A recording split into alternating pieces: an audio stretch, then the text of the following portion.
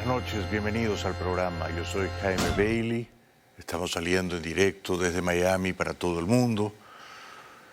Mando un saludo muy cordial a nuestros espectadores en Costa Rica, Canal 8 Multimedios, y a nuestros queridos televidentes en Panamá, Canal RPC.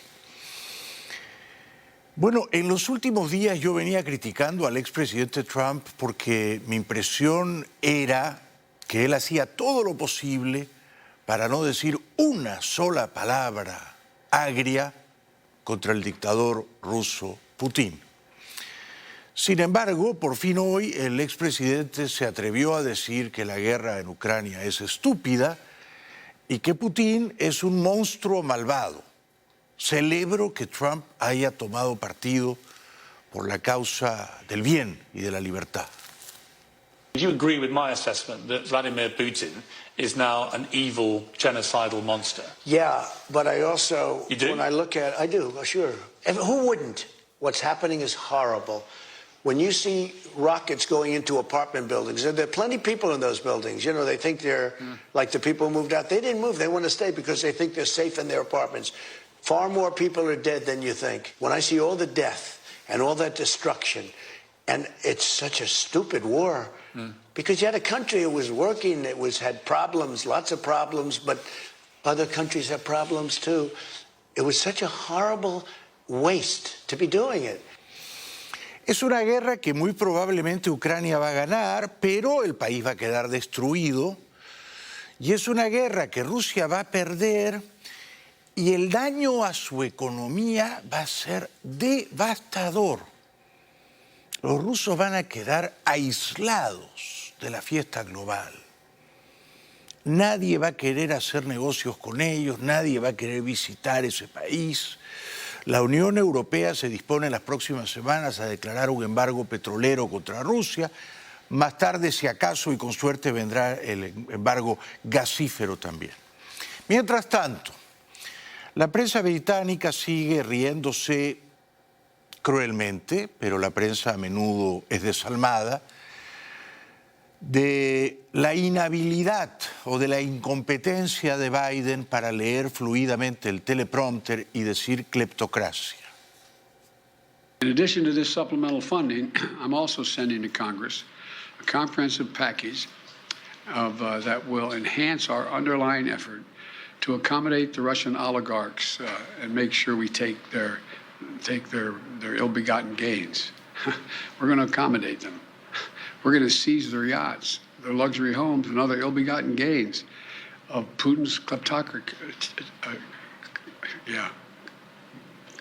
Kleptocracy and the guys who are the kleptocracies. Y se ríe al final como un abuelito al que hay que perdonarle todo porque este año va a cumplir 80 años. Bueno, cleptocracia, no salió la palabra, se enredó. Esto pasa, le puede pasar a cualquiera. Quiso decir que Putin encabezaba un gobierno de ladrones. Es verdad. Ahora, cuando dice que está acomodando a los oligarcas rusos, en realidad lo que quiere decir es que los está incomodando, ¿no?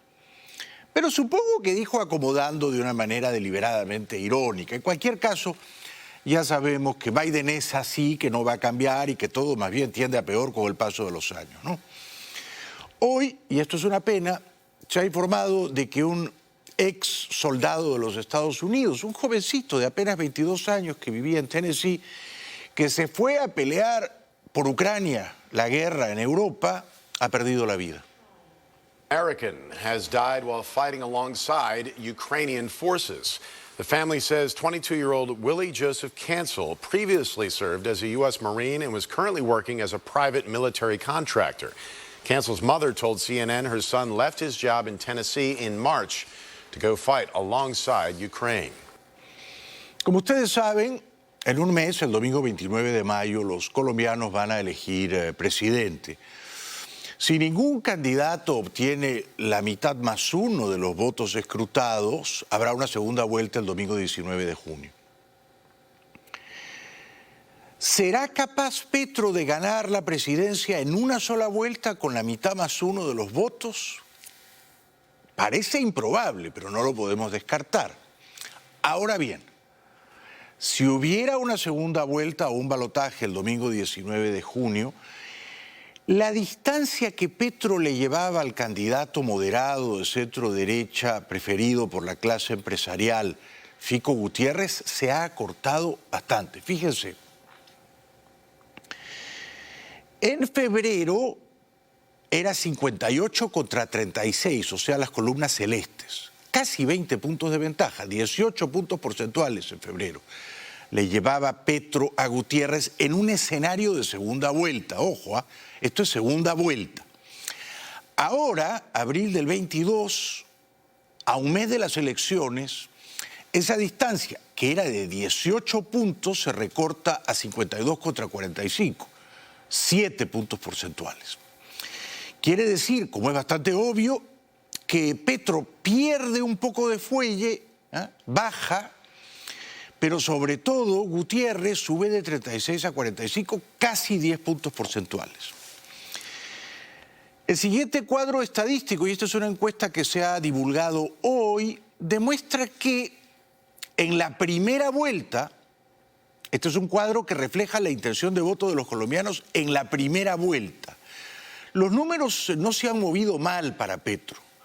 En noviembre era 42, en febrero era 44 y ahora es casi 44. Ha bajado un punto porcentual.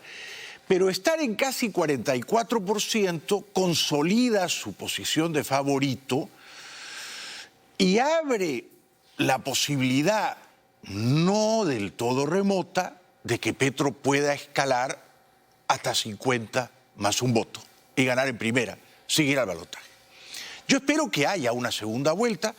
Los números de hoy revelan que habría una segunda vuelta porque, siguiente cuadro por favor, es evidente que si Petro se ha consolidado en alrededor de 44 o 43, Gutiérrez ha subido vertiginosamente. Hubo un bajón, ¿no? Bajó de 11 en noviembre a 8 en febrero, pero luego sube de 8 a 26, más que triplica su intención de voto, y si esa curva ascendente persiste, entonces me parece que sí que habrá una segunda vuelta entre Petro y Gutiérrez. Y en caso de una segunda vuelta, veamos el siguiente cuadro por favor, estos son los números actualizados a día de hoy, abril de 2022. Petro está en 52, Gutiérrez está en 45. Petro gana todavía cómodamente por 7 puntos porcentuales, pero antes ganaba por 18 puntos porcentuales. De modo que a estas alturas, a pocas semanas de los comicios, yo me atrevo a pronosticar que sí habrá una segunda vuelta, número uno, y número dos, que esa segunda vuelta será reñida. Petro sigue siendo el favorito, pero si la gana será por un margen ajustado. Bien. Hoy en Bogotá, Medellín y otras ciudades importantes de Colombia, no poca gente, centenares de muchachos, quizá millares de ellos, se volcaron a las calles. Se cumplía un año de la vigorosa protesta social contra el gobierno de Iván Duque, una protesta que desembocó en un paro nacional. Lamentablemente, y a pocas semanas de las elecciones presidenciales, en Colombia se registra una inquietante turbulencia en las calles y estas imágenes no son buenas para la salud republicana del país. Ver a tantos jóvenes lanzando bombas Molotov y piedras a la policía es una señal de alarma ominosa. Primer aniversario del estallido social en Colombia contra el gobierno de Iván Duque. Cientos de jóvenes salieron el jueves a las calles de varias ciudades para recordar el hecho, en una jornada que terminó con choques esporádicos con la fuerza pública. La protesta se produjo un mes antes de la primera vuelta de las elecciones para designar al nuevo presidente, en las que el opositor de izquierda Gustavo Petro aparece como favorito. En vísperas de la jornada hubo división entre sus escuderos políticos sobre la conveniencia de las manifestaciones.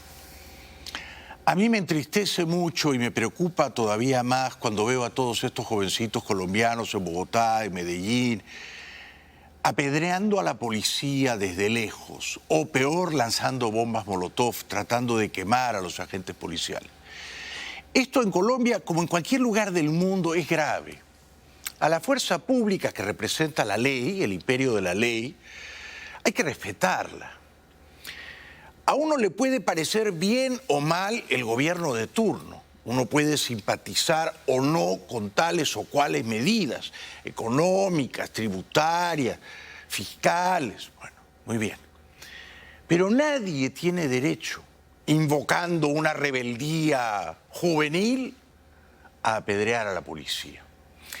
Cuando esto ocurre, se degrada, se envilece la vida institucional del país, se acanalla la cohabitación democrática, porque entonces son los matones los que se apoderan de las calles y son los matones los que pretenden imponerle la agenda al gobierno.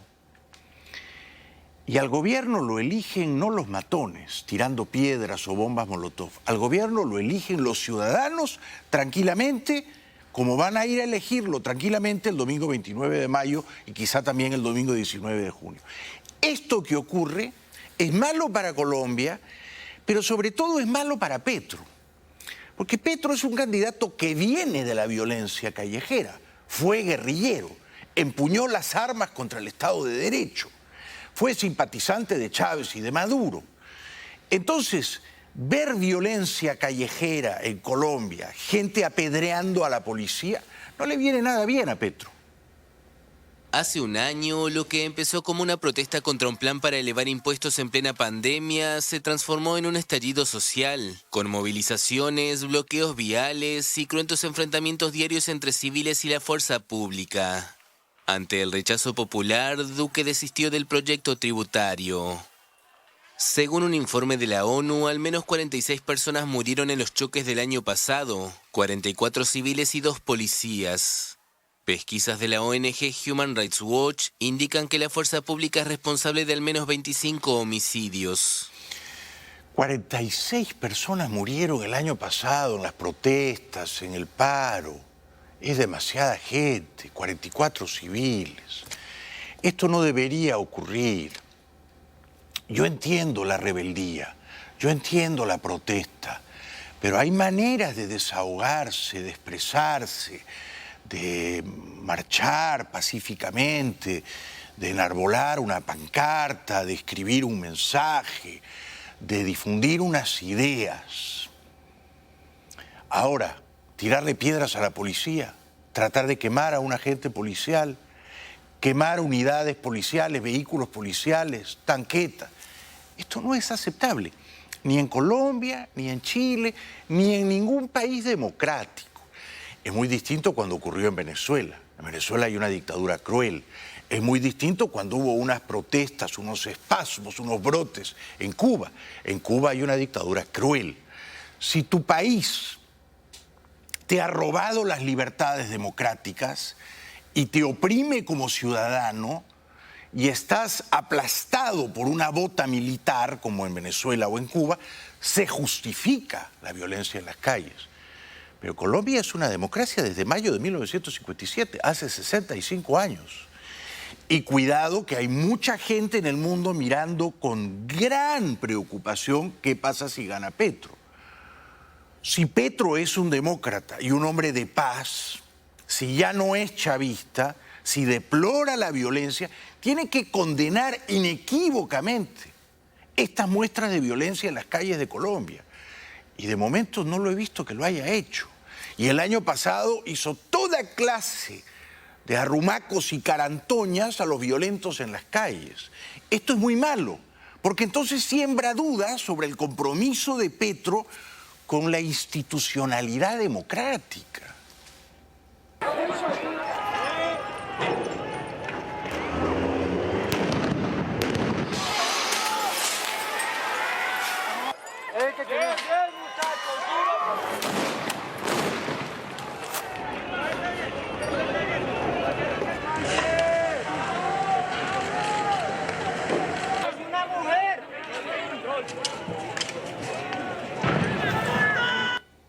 Yo también fui joven Yo también fui rebelde, pero nunca le tiré una piedra a un policía.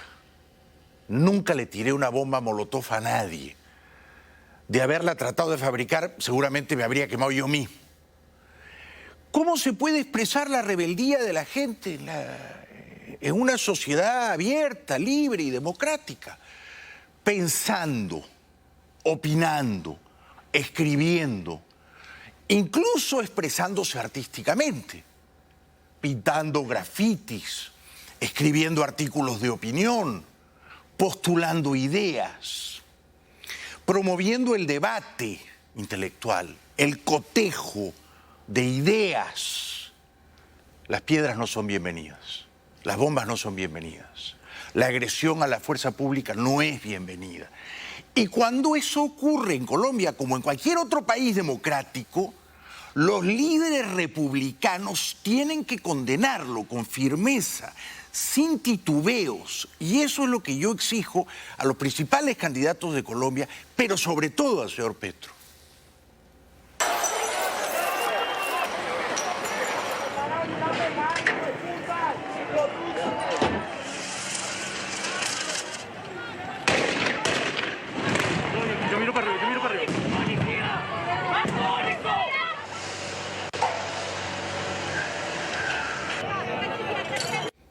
Lo que me lleva a otra pregunta, quizá un tanto elemental, pero que recoge mi genuina curiosidad. Y estos muchachos que ahora tiran piedras y bombas molotov, ¿contra qué están protestando exactamente? Que me digan contra qué están protestando. ¿Por qué arrojan la maldita piedra? ¿Por qué? Porque se cumple un año de la otra protesta, pero la otra protesta fue contra un paquete de tributario del presidente Duque, que en vista de la magnitud de la protesta, de las decenas de muertos, dio de baja, eliminó el paquete tributario. Se me dirá, no, es que en conmemoración de aquella protesta en la que murieron decenas de personas, entonces ahora también salimos a protestar y no importa si mueren otras personas. ¿Qué sentido tiene esta protesta a pocas semanas de la elección? ¿Qué sentido tiene? ¿Quieren derribar al gobierno? No hace falta, el señor Duque se va el 7 de agosto. ¿Quieren otro gobierno? Espérense 4 semanas, al domingo 29 de mayo. ¿Contra qué arrojan la piedra? Esta es la pregunta que yo hago. ¿Contra qué arrojan la piedra? Colombia tiene una sólida, robusta democracia. Hace más de 6 décadas. Todo el tiempo que Cuba ha sido una dictadura, Colombia ha sido una democracia. Esto hay que cuidarlo. No hay que arrojar piedras así tan alegremente, porque apedreando a la policía terminas apedreando a la democracia. Y entonces asaltan la democracia los fascistas desde la derecha y desde la izquierda. Cuidado con ambos extremos fascistas, cuidado. Entonces es absurdo que se diga, es que se cumple el primer aniversario del paro nacional y entonces hay que salir a las calles a seguir tirando piedras. No tiene lógica. A un mes de la primera vuelta de las elecciones presidenciales en Colombia, cientos de personas salieron a las calles este jueves para conmemorar el primer aniversario del estallido social contra el gobierno del saliente Iván Duque.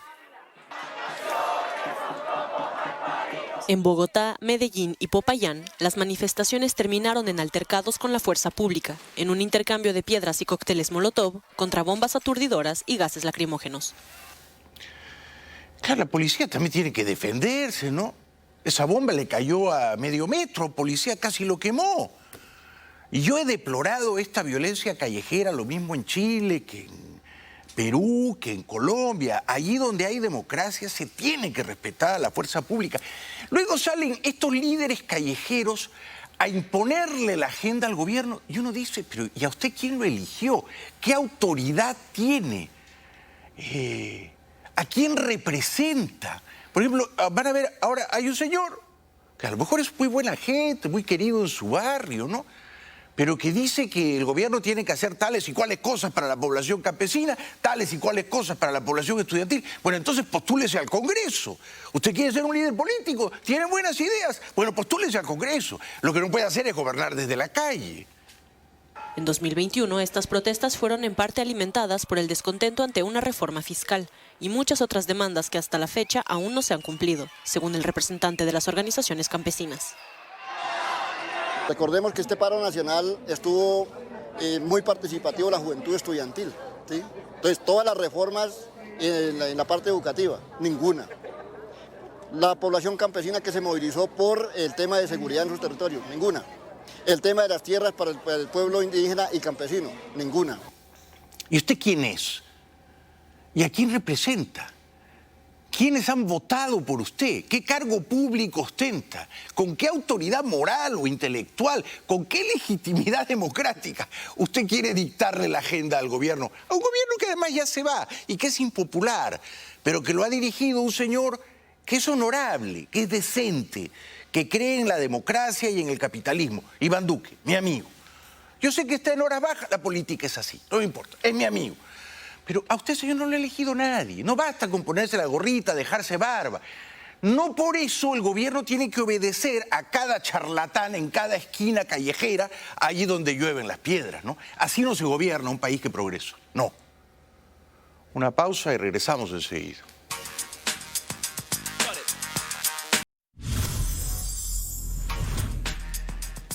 Vamos a la guerra en Ucrania. Los reportes de hoy del New York Times y del Washington Post, bueno, sobre todo se habla de cómo ha caído la bolsa en lo que va de este año, casi 14%, ¿no?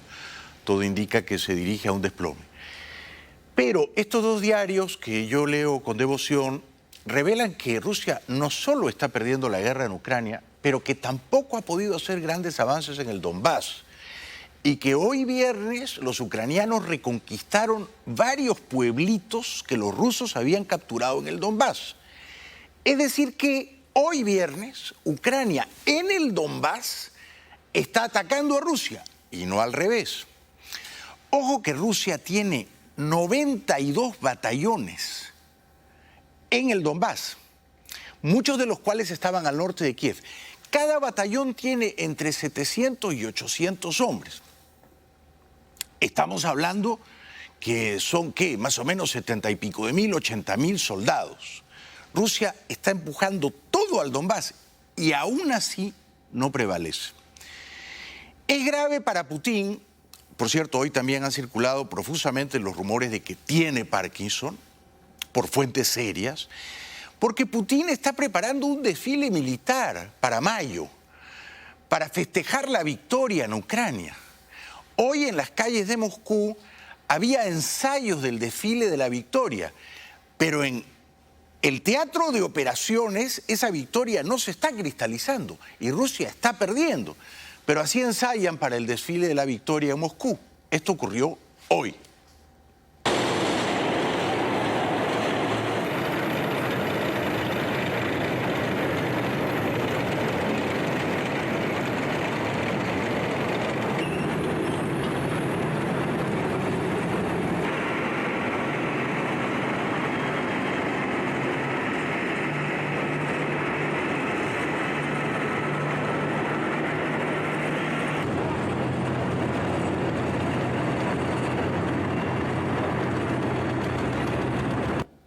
Parecería una celebración prematura y sobre todo tibia, ¿no? Con pocos vehículos militares. Insisto, Rusia no tiene nada que celebrar porque va perdiendo, pero aún así, por supuesto, la propaganda rusa va a inducir a los ciudadanos de ese país a creer en pocas semanas que ya ganaron.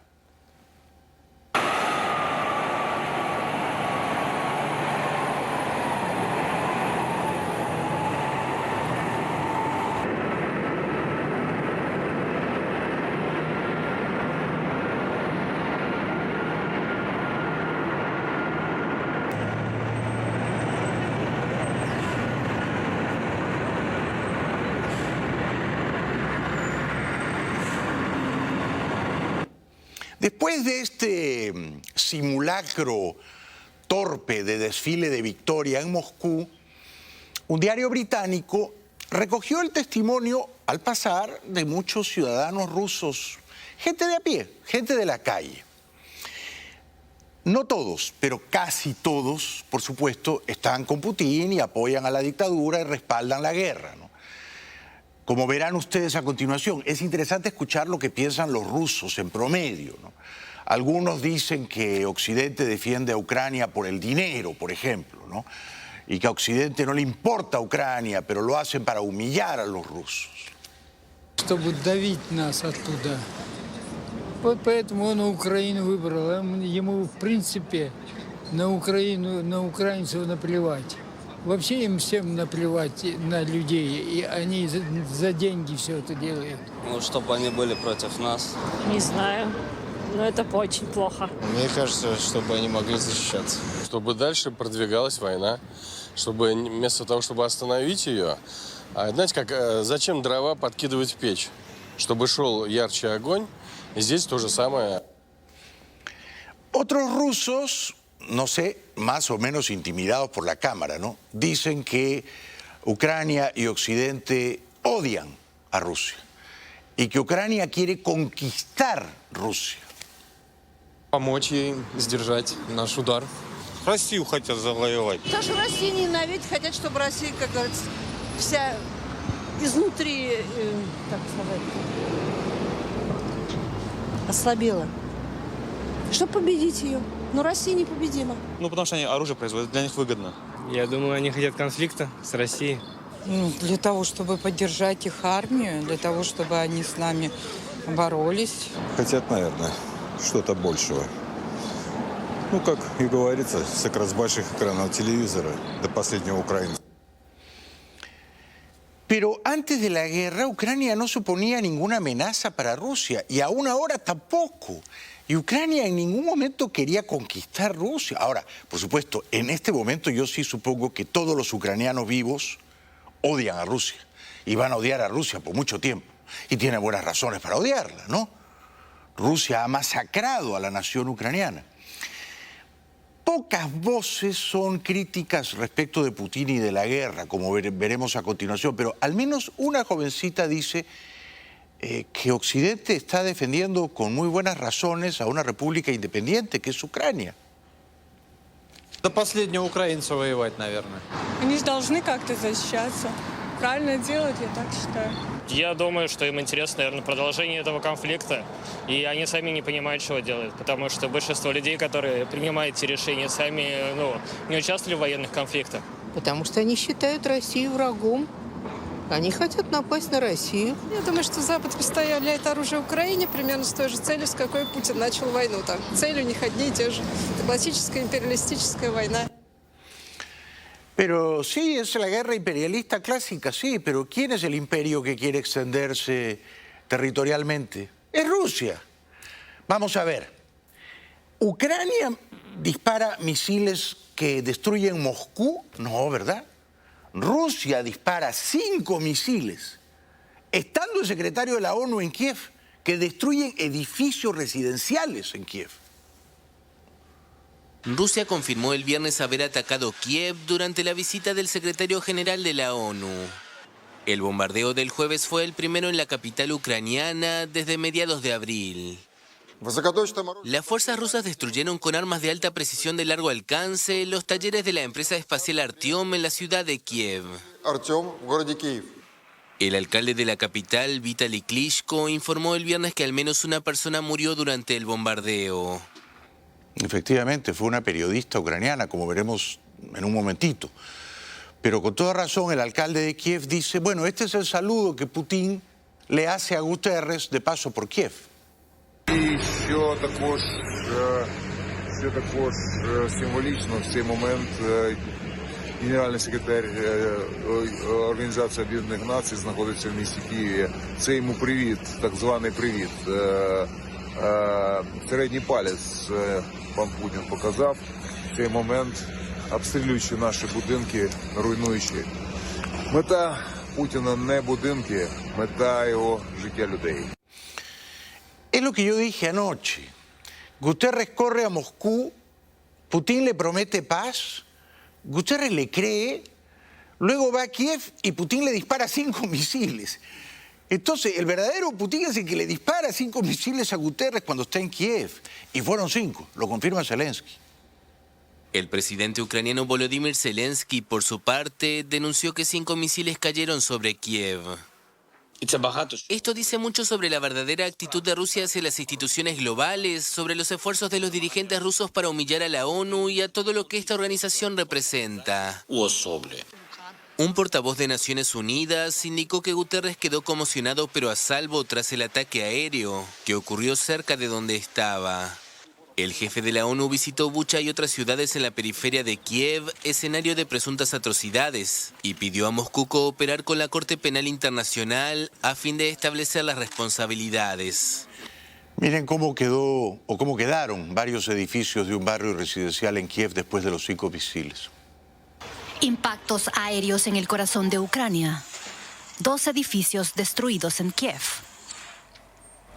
Estas imágenes del servicio de emergencias muestran un bloque de 25 plantas en ruinas. Hace semanas que se replegaron las fuerzas de Putin, pero la capital ucraniana parece seguir en el punto de mira del Kremlin. Los ataques se produjeron durante la visita del secretario general de las Naciones Unidas al país.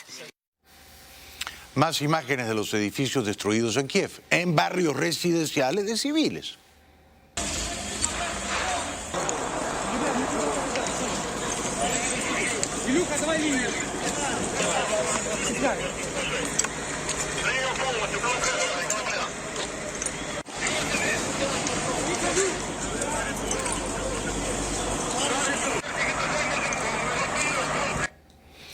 En uno de esos edificios, en un piso alto, estaba viviendo, porque era su casa, una periodista ucraniana que trabajaba en una radio, una periodista independiente.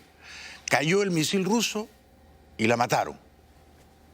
La periodista ucraniana Vira Illich explicaba a principios de marzo la situación sobre el terreno en Kiev. Hoy ha aparecido su cuerpo bajo los escombros de un edificio de 25 pisos atacado por misiles rusos. Uno de los cohetes impactó en su apartamento. Trabajaba para Radio Liberty. Moscú no bombardeaba la capital desde hace semanas. Rusia, que ha lanzado por primera vez misiles de crucero desde un submarino, parece avanzar muy lentamente en el Donbass, en el este del país, unos 2 kilómetros al día. Han abierto tantos frentes que no han podido concentrar suficientes medios en uno de ellos para conseguir efectos definitivos. Lo que dije antes, ni siquiera en el Donbass Rusia está ganando claramente la guerra y hoy Ucrania recapturó varios pueblitos. Ya regresamos.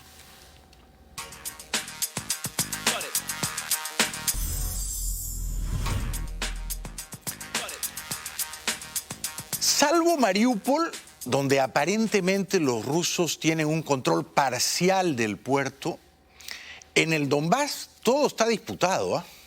El Donbass es la región oriental de Ucrania, ¿no? Ahora las tropas rusas tratan de preservar cierto control en Kharkov. Los militares ucranianos informaron este viernes que las tropas rusas han concentrado sus esfuerzos en mantener posiciones en Kharkov y bombardear fuertemente las regiones de Donetsk y Tauride para impedir el reagrupamiento de las fuerzas ucranianas. También están restringiendo los movimientos de la población local en las zonas ocupadas y confiscando su cosecha. Y en la asediada Mariupol, la situación en la acería Azovstal no mejora, pues los habitantes escondidos se están quedando sin comida, agua y medicinas.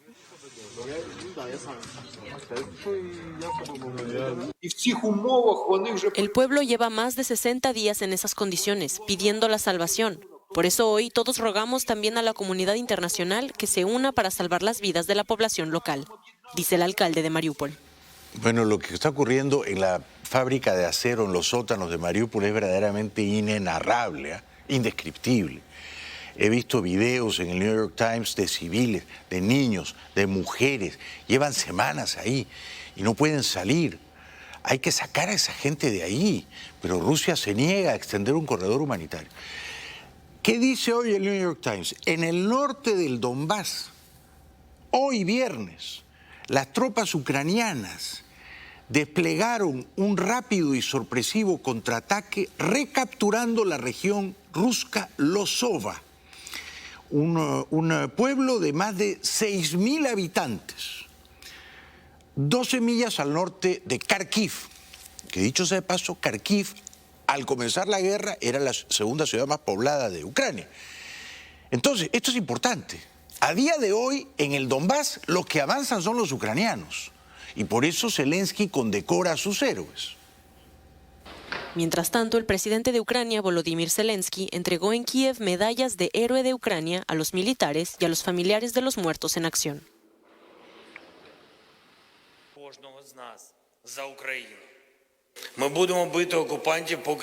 Lucharemos contra los ocupantes hasta que liberemos nuestra tierra y nuestro pueblo, hasta que respondamos por cada muerte y por cada destrucción que los ocupantes llevaron a cada hogar y a nuestro país. Esto es interesante, porque el avance ucraniano tiene como objetivo inmediato sacar a los rusos de Kharkiv. Y van a por ello. Ya están cerca, están a 12 millas. Van a tratar de sacar a los rusos de Kharkiv. ¿Por qué Kharkiv es tan importante? Porque está a 20 millas de la frontera con Rusia. Si los rusos no son capaces de preservar el control militar en Kharkiv, que está a 20 millas de su frontera, si los ucranianos expulsan a los rusos de Kharkiv, está claro que Ucrania también va a ganar en el Donbass. Y los rusos no están usando sus tanques, han quedado traumatizados. Ucrania ha destruido casi 600 tanques rusos. Esto dicho por el secretario de Defensa británico. Entonces, Rusia no sabe cómo pelear en el Donbass. Ya no quiere pelear con tanques o con hombres en tierra cerca de, porque saben que van a perder. Entonces disparan misiles desde lejos. Eso no alcanza. Ahora viene la batalla por Kharkiv. Pasado día 6, el secretario general de la OTAN, Jens Stoltenberg, advertía a los ministros de Asuntos Exteriores de los países de la Alianza. Habría que estar preparados para una guerra larga en Ucrania, un conflicto que podía durar meses o incluso años. Los países de la OTAN analizarán en la cumbre de junio en Madrid su estrategia futura. Y con el paso de las semanas se ha entrado en Ucrania en lo que parece una guerra de desgaste.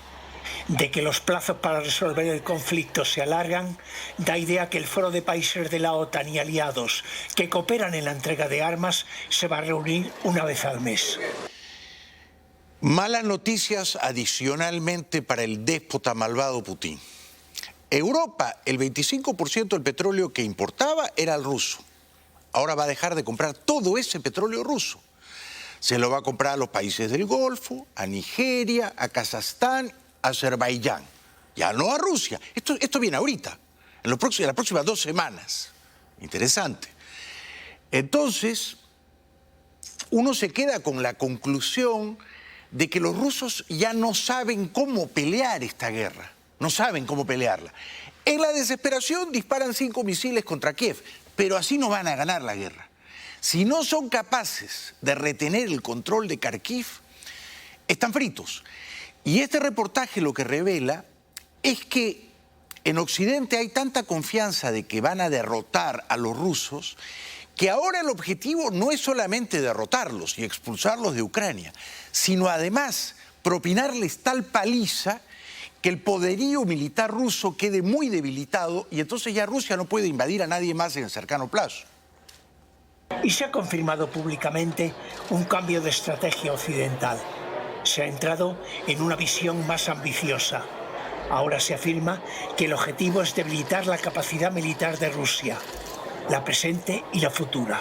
El secretario de Defensa estadounidense Lloyd Austin lo confirmaba tras su viaje a Ucrania. Uno de nuestros objetivos, afirmaba, es socavar el poder económico y militar de Rusia para amenazar a sus vecinos. Queremos ver a Rusia debilitada hasta el punto de que no pueda hacer este tipo de cosas que ha hecho. Fantástico.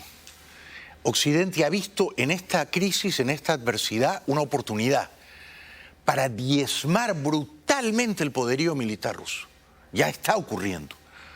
Lo que significa no solamente matar soldados, que es una pena, porque estos muchachitos no sabían que iban a una guerra, pero sobre todo destruir la infraestructura, la logística, ¿no?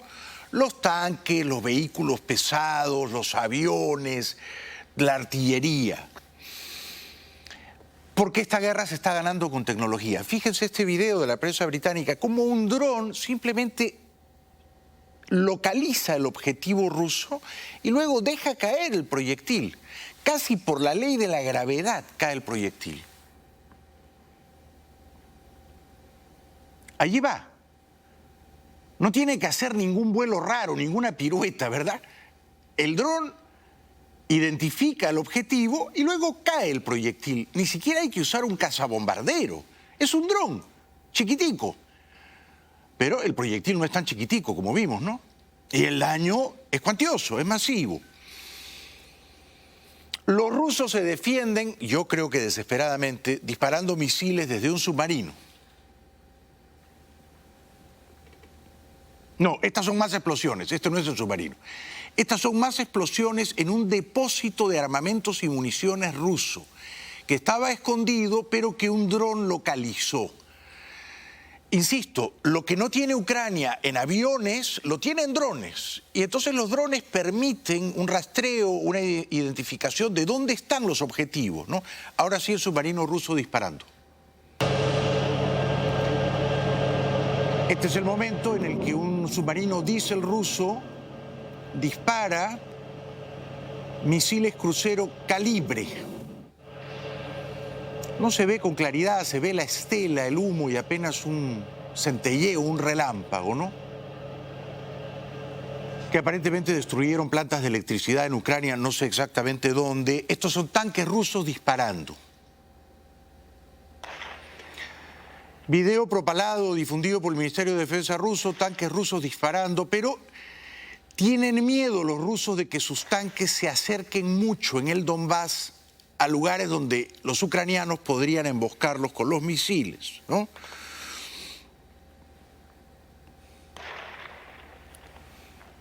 Finalmente, el portavoz del Ministerio de Defensa ruso, que es un cabeza de chorlito, que claro, en cada reporte, en cada parte de guerra se juega la vida, este hombre no dice la verdad, este hombre dice lo que tiene que decir para salvar la vida, dice que solamente en un día hubo 1000 misiones rusas exitosas, misiones militares, claro. Подразделениями в течение ночи выполнено 975 огневых задач. Поражен 21 пункт управления, 69 опорных пунктов, 763 района сосредоточения живой силы и военной техники, а также 107 позиций артиллерии. В результате ударов уничтожены свыше 280 националистов и 38 единиц бронетехники и автомобилей. Regresamos después de la pausa.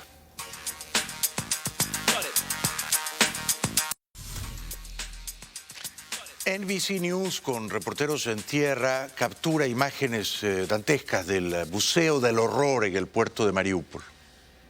И осталась фактически одна голова.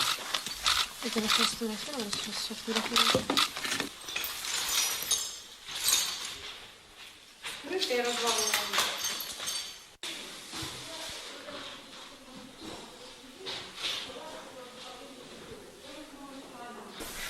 Локтюши, вот, Локтюши. Вот благодаря ему богатая коллекция.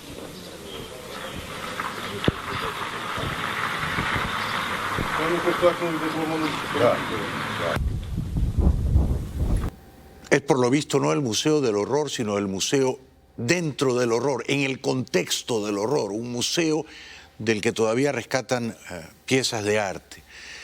Y luego están los testimonios de un hombre, de una mujer, diciendo que todo ha sido aterrador, indescriptible, inimaginable. Была бойня, страшное дело, когда мины над головой летали. Мины, снаряды, все такое, что не пережить. Ну, выдержали. Когда грады сыпали. Это неописуемо. Это должен испытать тот, кто здесь был. А так словами это не объяснишь. Это очень ужасно. En Kharkiv, como dije, el asedio ruso ha sido constante, lo relata una reportera, pero ahora los ucranianos van a tratar de recapturar esa ciudad muy cerquita de la frontera con Rusia. Kharkiv, la segunda ciudad en población de Ucrania y de mayoría ruso parlante, ha estado bajo constante ataque desde los primeros días de la guerra. Ha habido un grandísimo éxodo de la ciudad, pero todavía hay gente que ha decidido quedarse y se enfrenta a la vida cotidiana bajo las bombas. Personas bastante mayores, la mayoría que viven en barrios como Saltivka, que está pues bajo constante ataque de las fuerzas rusas y que prácticamente ha aprendido a vivir en los sótanos de sus edificios y depende básicamente de la ayuda de las personas voluntarias que les llevan comida y que les llevan medicinas. En Zaporilla, que está como en el centro de Ucrania, al sur de Kiev, no muy lejos de Mariupol, los ucranianos resisten y tienen el control. Hoy en la mañana cayeron, sin embargo, bombas rusas. Вчера выезжали в 10 часов на работу, сегодня решили пораньше. Нас это, наверное, и спасло, потому что в 9 с копейками сюда прилетело. Только доезжаем до работы, звонит сестра, говорит, что дом горит, крыши нету, дома нету, у них тоже крышу сбило.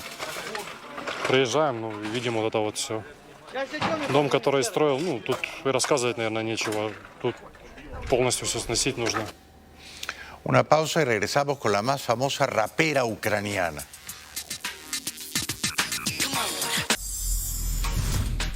Para terminar, esta señora es la rapera más famosa de Ucrania. ¿Quién lo diría? La rapera más famosa de Ucrania es una antigua educadora infantil que se atreve a decir todo lo que piensa. Sus fans la aclaman como un ícono. Aliona se niega a ceñirse a las normas sociales y a los ideales de belleza discriminatorios. Desde que Rusia atacó su país, esta artista ha utilizado su fama en las redes sociales para concienciar sobre el conflicto en Ucrania. 24 лютого Росія напала на Україну. Росія вбиває дітей, жінок і вбиває нашу історичну спадщину. Me encanta, estoy con ella. ¿Qué importa que sea gorda? Es una artista y sabe expresarse artísticamente y la gente la quiere. La gente la quiere. Ahora difunde una oración. Su nuevo tema no es un rap, sino una oración. Як в підвалі дитя тихо плаче. Всемогутній наш Господи, добрий. Твоя велич не має тут міри. Хай як ти, воїн буде хоробрий. La gente me pide que rapee. Esperan de mí un rap agresivo. Pero ahora mismo no tengo lugar para la agresividad en mi corazón. Solo pienso en la gente y en cómo puedo ayudarlos.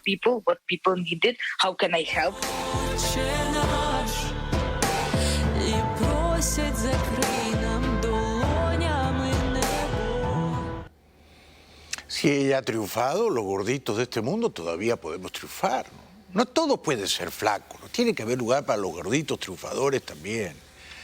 Eso fue todo por hoy. Buen fin de semana. Muchas gracias. Cuídense mucho. Muy buenas noches.